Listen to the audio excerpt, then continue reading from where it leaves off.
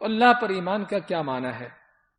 اللہ پر ایمان، اب ہر کوئی کہتا ہے کہ میرا اللہ پر ایمان ہے. آپ سے کوئی پوچھے بھی اللہ پر ایمان کا آپ جو کہتے ہیں کہ مجھے اللہ پر ایمان ہے، اس کا معنی کیا ہے؟ ذرا بتاؤ. اللہ پر ایمان ہوتا کیا ہے؟ اللہ پر ایمان کیسے ہوتا ہے؟ اس کی کیفیت کیا ہے؟ کیسے اللہ پر ایمان ہم لائیں؟ تو کیا جواب دیں گے؟ یہ آپ کے پاس جواب ہے.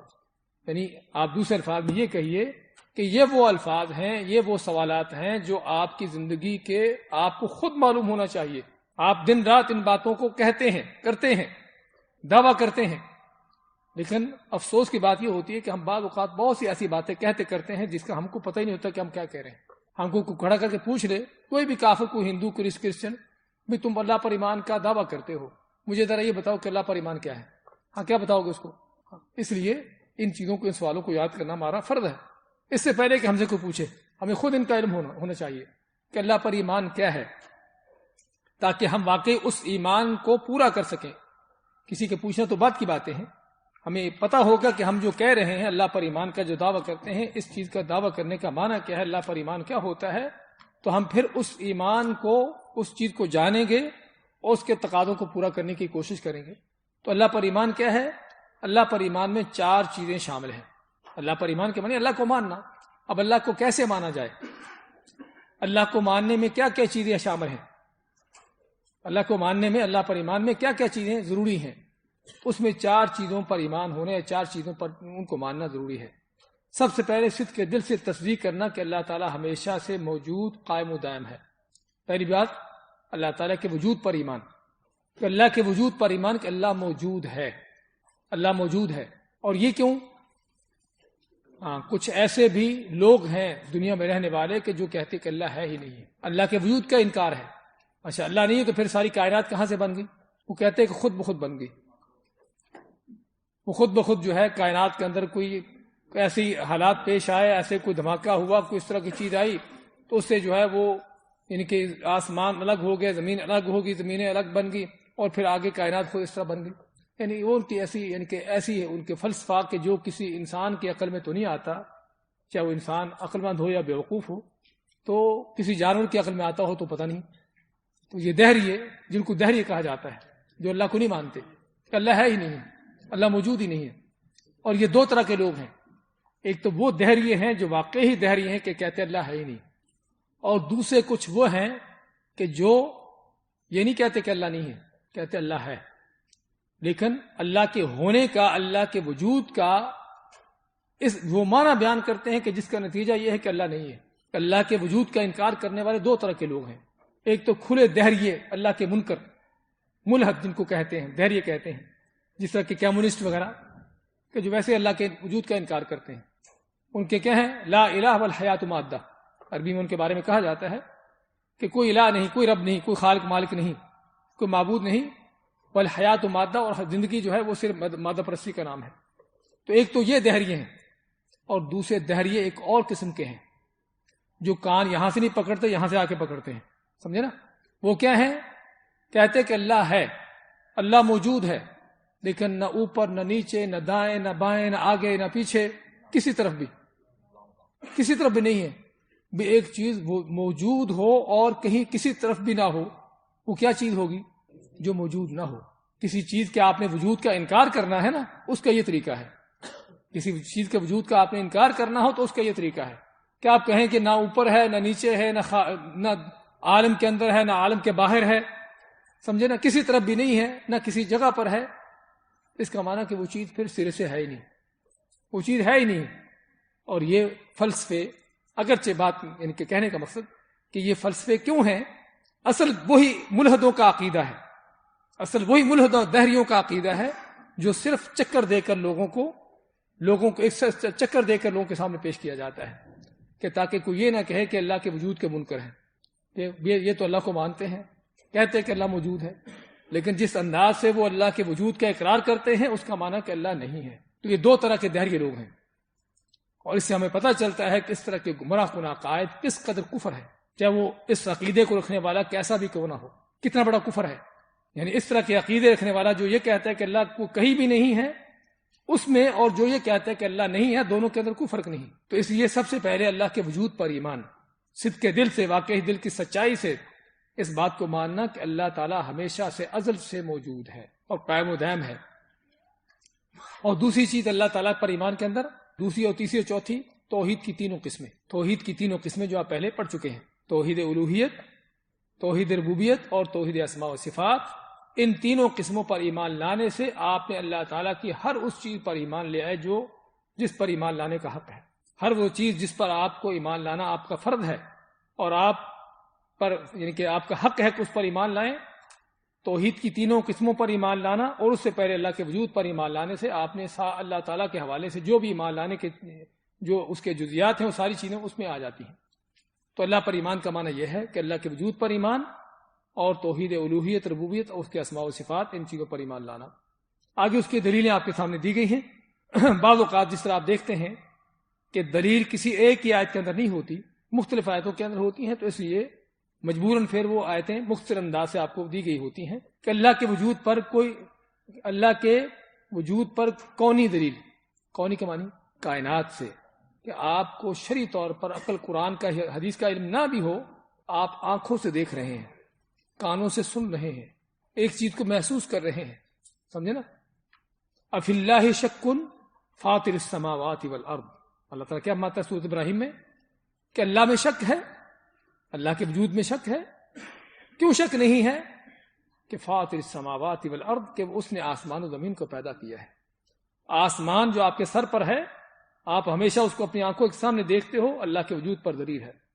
زمین جس کے اوپر رہتے بستے ہو، اللہ کے وجود پر دلیل ہے. اور قرآن کریم اس طرح کی دلیلوں سے بھرا پڑا ہے. کونی دلیلیں، اس کو کہتے کونی دلیلیں. اور اس کے وجود پر عقلی دلیلیں. ام خلقوا من غیر شیء ام هم الخالقون.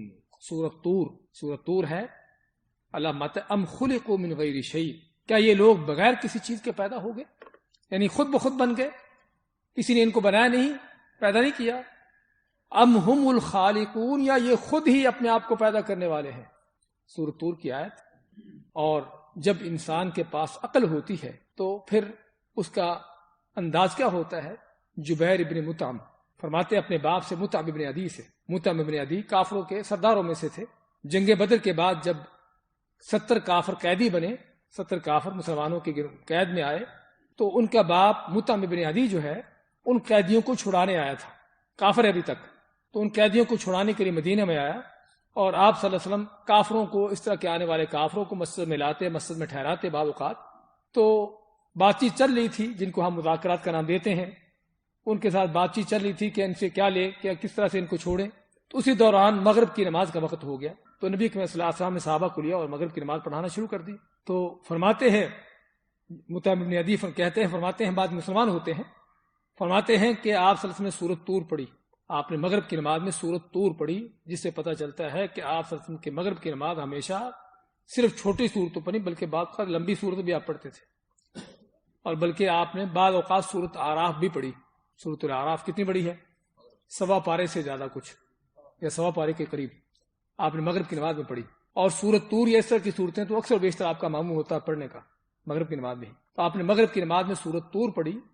تو سورۃ طور کے تقریباً آدھے سے آگے چل کر یہ آیت آتی ہے، آیت نمبر 35، کہ جس میں آپ صلی اللہ علیہ وسلم نے جب یہ آیت پڑھی، ام خلقوا من غیر شیء ام هم الخالقون ام خلقوا السماوات والارض بل لا یوقنون، کیا یہ لوگ انہوں نے کسی چیز سے بغیر کس چیز کے پیدا کرنے خود بخود بن گئے ہیں، یا انہوں نے اپنے آپ کو خود پیدا کر لیا ہے، یا انہوں نے آسمان زمین کو پیدا کیا ہے. تو تب نے عدی فرماتے ہیں کہ جب میں نے آیتیں سنی، اس قدر میرے دل پر اس کا اثر ہوا کہ قریب تھا کہ میرا دل جو پھٹ جاتا، میرا دل باہر آ جاتا. کہ آدمی جب قرآن پر غور کرتا ہے، حالانکہ ابھی کفر پر ہے، ابھی ایمان نہیں لایا، لیکن جب قرآن دل میں اترتا ہے تو قرآن کا یہ پھر اثر ہوتا ہے. تو بات کر رہے تھے کہ اس میں اللہ تعالیٰ نے کیا فرمایا؟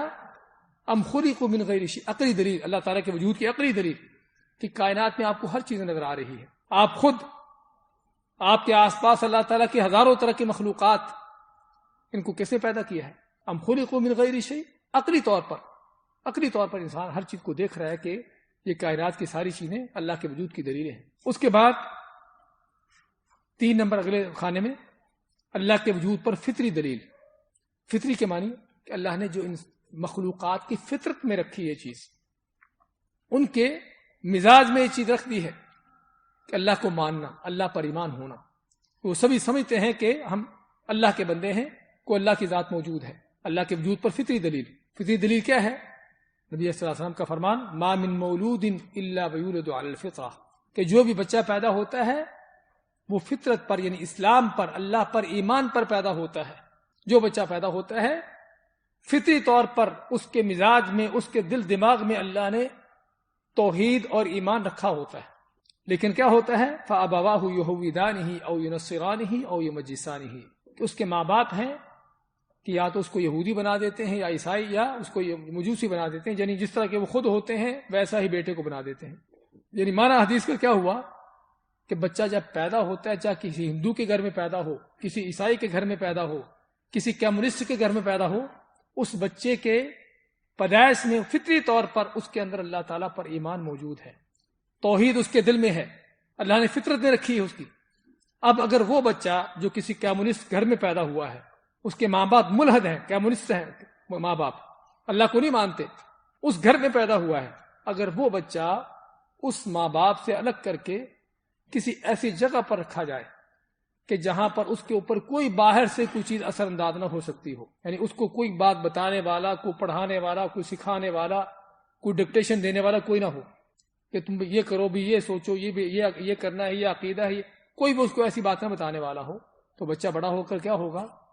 وہ موحد ہوگا، توحید پر ہوگا۔ بعض علماء اس کی مثال یہ دیتے ہیں کہ فرض کرو اگر کوئی بچہ جنگل میں پیدا ہوا اور ماں باپ سے الگ ہو گیا، اب اس کا کسی بھی انسان سے کوئی تعلق نہیں اس جنگل کے اندر، ہاں جانور وہاں پر رہتے ہیں، وہ جانوروں کے اندر رہتا پلتا ہے، تو بچہ بڑا ہو کر جب بالغ ہوگا تو اس کے اندر اللہ تعالیٰ کی معرفت ہوگی، اللہ کو پہچانے گا، اللہ کو جانے گا۔ وہ بچہ بڑا ہو کر، کہ جس بچے کا کسی انسان سے کوئی تعلق نہیں رہا، پیدا ہونے کے بعد ماں باپ سے اس سے الگ ہو گئے، مر گئے تھے، جو بھی ان کو ہوا، وہ اس جنگل میں رہا، جانوروں کے ساتھ یا جس طرح بھی، کسی انسان کے ساتھ اس کا کوئی ٹچ نہیں رہا کہ وہ انسان اس کے اوپر اثر انداز ہو، تو وہ اس ماحول کے اندر جو پلنے والا بچہ ہے کہ جس پر کوئی کسی طرح کی کوئی باہر سے کوئی اثرات نہیں ہے، اس کو کوئی پڑھانے سکھانے والا، کوئی بتانے والا کچھ نہیں ہے، بچہ بڑا ہو کر بالغ ہو کر اللہ پر اس کا ایمان ہوگا، وہ مومن ہوگا، اس کے اندر اللہ کی معرفت ہوگی۔ ہاں الگ بات ہے کہ وہ اللہ کی ذات کے حوالے سے اس کے یہاں کیا تصور ہے، اللہ تعالیٰ کی عبادت کیسے کرے، وہ اس کو پتہ نہیں ہوگا، سمجھے نا، اس کو نہیں پتا ہوگا کہ میں اللہ کی عبادت کیسے کروں، لیکن اس کو یہ پتا ہوگا کہ میرا رب اللہ ہے، یہ اس کو ضرور پتا ہوگا کہ جو بچہ اس طرح کے ماحول میں رہا ہو جہاں پر اس کو کوئی باہر سے اس کے اوپر کوئی اثر انداز نہ ہو۔ لیکن کیا ہوتا کیا ہے کہ یہودی گھر میں پیدا ہوا تو اس میں ماں باپ یہودی بنا دیتے ہیں، عیسائیوں کے گھر میں پیدا ہوا تو ماں باپ عیسائی بنا دیتے ہیں، کسی مجوسی گھر میں پیدا ہوا تو اس کو ماں باپ مجوسی بنا دیتے ہیں، اور مسلمانوں کے گھر میں پیدا ہوا تو وراثت میں اسلام مل گیا، یہ نہیں کہ مسلمان بنا دیتے ہیں، ہم نے کہا ہے کہ وراثت میں اسلام مل گیا، جو آج کل ہمارے اکثر لوگوں کا حال ہے کہ وراثت میں ملا ہوا اسلام ہے، پتہ ہی نہیں کہ اسلام ہوتا کیا ہے۔ تو اس لیے اس کا معنی کیا ہوا کہ پیدا ہونے والے بچے پر جو ہے آس پاس کا ماحول اثر انداز ہوتا ہے، جس وجہ سے وہ کوئی الگ دین کسی اور رستے پر چل پڑتا ہے، ورنہ اصل اس کی فطرت کے اندر کیا ہے؟ توحید ہے، اللہ پر ایمان موجود ہے۔ یہ کیا ہے؟ فطری دلیل۔ تو یہ تینوں دلیلیں اللہ تعالیٰ کے وجود پر دلیلیں، ایک کونی دلیل یعنی کونی کائنات کے حوالے سے، عقلی دلیل کہ عقل جو ہے تقاضا کرتی ہے کہ یہ ساری چیزیں ایسے نہیں بن گئی، کسی نے بنایا ان کو، اور فطری طور پر کہ ہر جو بچہ پیدا ہوتا ہے وہ اس کے اندر اللہ نے اس کی فطرت میں رکھا ہے، اس کی فطرت میں رکھا ہے کہ وہ اللہ پر ایمان ہے اس کے اندر۔ یہ ہے اللہ تعالیٰ کے وجود پر دلیلیں تین۔ اس کے بعد آگے کیا لکھا ہے؟ بقیہ دلیلیں مساوی کیا ہے؟ توحید کی اقسام۔ توحید کی اقسام آپ پڑھ چکے ہیں، توحید ربوبیت کی کیا دلیل ہے، توحید الوہیت کی کیا دلیلیں ہیں، اسماء و صفات کی کیا دلیلیں، وہ ساری آپ کے پاس وہاں گزر چکی ہیں۔ تو یہ اللہ پر ایمان کا کیا معنی پھر سے دہراتے ہیں کہ اللہ پر ایمان کا معنی، یا اللہ پر ایمان کے اندر کیا کچھ آتا ہے، اللہ پر ایمان لاتے ہوئے ہمیں کیا ہمارا عقیدہ ہونا چاہیے، کن چیزوں کو ماننا چاہیے۔ اس میں 4 چیزیں ہیں، اللہ کے وجود پر ایمان ہے، اور توحید کی تینوں قسمیں، توحید ربوبیت، الوہیت اور اسماء و صفات پر ایمان ہے۔ اس کے دلیلیں اللہ کے وجود پر دلیلوں کے حوالے سے، خصوصاً یہاں پر کہ کونی دلیل ہے، کونی کے معنی کائنات کے حوالے سے، کہ کائنات جو ہے وہ اللہ تعالیٰ کے وجود پر دلیل ہے، کائنات اللہ کے وجود پر دلیل۔ افی اللہ شک، کہ اللہ تعالیٰ میں شک ہے؟ شک نہیں ہے، کیوں نہیں شک؟ فاطر السماوات والارض، کیونکہ وہ آسمان و زمین کا بنانے والا ہے، تو کیسے اس میں شک ہوگا؟ اور عقلی دلیل، ام خلقوا من غیر شیء ام هم خالقون، عقلی طور پر کیا انسان خود بن گیا ہے، یہ کائنات خود بن گئی ہے، یا کسی نے، یا انسان نے خود اپنے آپ کو بنا لیا ہے؟ اور فطری دلیل کہ اللہ نے ہر مخلوق کی، صرف انسان کی بات نہیں بلکہ ہر مخلوق کی فطرت میں رکھا ہے اپنے رب کی پہچان ہونا، اپنے رب کی معرفت ہونا۔ اور اسی ضمن میں جو عقلی دلیل ہے وہ امام ابو حنیفہ رحمۃ اللہ علیہ کا جو دہریوں کے ساتھ مناظرہ تھا، اکثر بیشتر آپ سنتے رہتے ہیں کہ امام ابو حنیفہ کا دہریوں کے ساتھ جو اللہ کو نہیں مانتے ان کو دہری کہتے ہیں، ملحد بھی دہری بھی ان کے ساتھ۔ اور دہری کیوں کہتے ہیں؟ ملحد لوگوں کو دہری کیوں کہتے ہیں؟ ان ہی الا حیاتنا الدنیا نموت ونحیا وما یہلکنا الا الدہر۔ ہاں، کافر مشرک کیا کہتے؟ اللہ کو نہ ماننے والے کہتے یہ ہماری زندگی ہے، پیدا ہو رہے ہیں، مر رہے ہیں، اور مار ہم کو کون رہا ہے؟ زمانہ ہم کو مار رہا ہے۔ ہاں جی، یہ سسٹم ایک چلا ہوا ہے، بس ایسے ایٹومیٹک چل رہا ہے بھی چلا ہوا ہے۔ تو ایٹومیٹک جب چیز چلتی ہے تو اس کا ایک خاص نظام ہوتا ہے، سمجھے نا؟ کہ جب کوئی چیز، پہلی بات تو کوئی بنانے والا ہوتا ہے، لیکن ہم چلو ان کو یہ ان کے ساتھ چل پڑے، کسی نے نہیں بنایا، ایسے خود ہی چل پڑا ہے۔ لیکن جب کوئی چیز ایٹومیٹک چلتی ہے، ایٹومیٹکلی طور پر کام کرتی ہے، تو اس کا پھر ایک خاص سسٹم ہوتا ہے، الگ الگ نہیں ہوتا۔ ایٹومیٹکلی طور پر جب چیز ہوتی ہے تو ایک خاص سسٹم کے تحت چلتی ہے۔ وہ کیا ہے کہ اگر 60 سال کی زندگی ہے ایک آدمی کے تو دوسرے کی بھی 60 کی ہوگی، پھر سبھی کی 60 کی ہوگی۔ پھر یہ نہیں کہ کوئی دوسرے دن مر رہا ہے، کوئی سال بعد مر رہا ہے، کوئی 10 سال بعد مر رہا ہے، کوئی 60 سال بعد مر رہا ہے، کوئی 200 سال بعد مر رہا ہے۔ یہ پھر ایٹومیٹک کہاں سے آگے وہ؟ خیر، وہ ان کا جو ملحدانہ نظریہ تھا بات کر رہے تھے کہ ان کو کیا کہتے ہیں؟ دہری، کیونکہ زمانے کو کیا کہتے ہیں؟ دہر، زمانے کو دہر کہتے ہیں، اس لیے ان کو دہری کہا جاتا ہے۔ تو دہریوں کے ملحدوں کے ساتھ امام ابو حنیفہ کا مناظرہ ہوا، انہوں نے طے کیا کہ ہم فلاں وقت میں فلاں جگہ پر بات چیت کریں گے۔ تو امام ابو حنیفہ کے بارے میں آتا ہے کہ بعض کہتے ہیں کہ تھوڑا لیٹ ہو گئے تھے، بعض کہتے ہیں کہ جب آئے تو انہوں نے کہا کہ میرے ذہن میں ایک سوال گھوم رہا ہے کہ کسی نے کہا کہ ایک ایسی کشتی جہاز جو خود ہی بن گیا، لکڑیاں کٹھی ہوئی اور فٹ ہوئی لکڑیاں اور بن گیا جہاز، اور پھر اس پر سامان لوڈ ہوتا ہے، ساحل پر لگتا ہے سامان، خود ہی ساحل سے اس میں لوڈ ہو جاتا ہے، اور پھر جہاز چلتا ادھر کو جاتا ہے جہاں پر سامان پہنچانا ہے۔ سمندر کی موجوں کے اندر مہینوں ہفتوں کا سفر کر کے ادھر کو چلتا ہے، خود ہی چلتا رہتا ہے بغیر کسی چلانے والے کے، اور جہاں پر سامان پہنچانا ہے وہاں پر خود ہی پہنچتا ہے اور خود ہی سامان اتار دیتا ہے، انلوڈ کر دیتا ہے۔ تو مجھے یہ ایسی کشتی جہاز بتایا گیا، میں سوچ فکر پڑا ہوں کہ یہ کیسا جہاز ہو۔ تو دہری کہنے لگے کہ یہ تو ممکن ہی نہیں، کیسا جہاز بنے، خود ہی لکڑیاں کٹھی ہو کے جہاز بن جائے، خود ہی چل پڑے، خود سامان لوڈ انلوڈ کر لے۔ تو انہوں نے کہا کہ ہمارا مناظرہ مکمل ہو گیا کہ اگر ایک کشتی جہاز نہیں بن سکتا، خود کسی بغیر چلانے والے کے چل نہیں سکتا، اس میں سامان لوڈ انلوڈ نہیں ہو سکتا بغیر کسی کے، تو یہ پوری کائنات جو ایک کشتی نہیں کروڑوں کی شکل میں کشتیاں کہہ لیجئے، اتنی بڑی کائنات کیسے بن گئی خود بخود، کیسے چل رہی خود بخود بغیر کسی کے چلانے کے؟ تو کہنے کا مقصد کہ کوئی یہی عقلی دلیل کہ انسان، تو وہیں پر دہری فوراً اس بات کو تسلیم کرنے کے لیے تیار ہو گئے کہ واقعی پھر اللہ ہے۔ اور یہ چیزیں ہمیں جاننا ضروری اس لیے ہے کیونکہ بعض اوقات کافروں سے، ہندوؤں سے، اس طرح کے لوگوں سے بات چیت ہوتی ہے، آپ اس کو قرآن کی آیت سنائیں گے وہ تو نہیں مانے گا، یہ قرآن ہمارا قرآن نہیں مانتے، حدیث سنائیں گے اس کو نہیں پتا ہے حدیث کیا ہوتی ہے۔ لیکن یہ چیزیں جو انسان کی عقل کو اپیل کرتی ہیں، اس کی عقل کو اپیل کرتی ہیں، اس کو جا کر ٹھوکر دیتی ہیں کہ واقعی عقل تیری ہے، تم اس چیز کو سوچ۔ افلا ينظرون الى الابل كيف خلقت والى السماء كيف رفعت والى الجبال كيف نصبت والى الارض كيف سطحت۔ اللہ نے عربوں کو، قریش کے لوگوں کو، ان لوگوں کو، آپ کے زمانے کے مشرکوں کو فرمایا کیا یہ دیکھتے نہیں اونٹ جس پر سوار ہوتے ہیں، کتنا بڑا اونٹ کیسے بنا ہے، اتنا بڑا آسمان کیسے کھڑا ہے، یہ پہاڑ اونچے جن کے درمیان رہتے ہیں، پہاڑ کس نے بنا دیے ہیں، زمین جس پر رہتے چلتے بستے ہیں، زمین کس نے بچھا دی ہے۔ تو یہ ساری عقلی دلیلیں ہیں کہ جو انسان کی عقل کو مخاطب کرتی ہیں کہ تو قرآن کو نہیں مانتا، نہ مان، حدیث تو یہ نہیں سمجھ آتی، کم از کم اپنی عقل کو استعمال کر۔ تو اللہ تعالیٰ پر ایمان کا یہ معنی۔ اس کے بعد اگلا